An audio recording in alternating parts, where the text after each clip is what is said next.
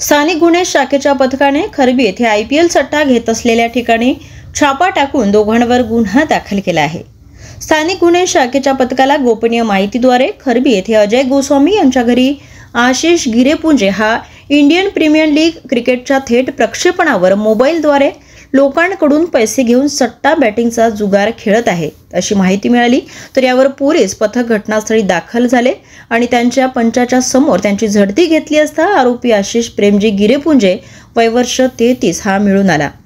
त्याच्याकडे 3 मोबाईल संच, नगदी 2160 रुपये, दुचाकी आणि एक कॅल्क्युलेटर व इतर साहित्याचा एकूण 63,715 रुपयांचा मुद्देमाल मिळाला। आरोपीला विचारपूस केली असता तो मनोज प्रकाश नवखरे गणेशपूर याच्यासाठी काम करतो असे सांगितले। पोलिसांनी पंचनामा करून मुद्देमाल जप्त केला। आरोपी आशिष प्रेमजी गिरेपुंजे वय वर्ष 33 मनोज प्रकाश नवखरे यांच्या विरुद्ध जवाहरनगर पोलीस ठाण्यात गुन्हा नोंद करण्यात आला आणि इतर आरोपींचा शोध घेणे सुरू आहे।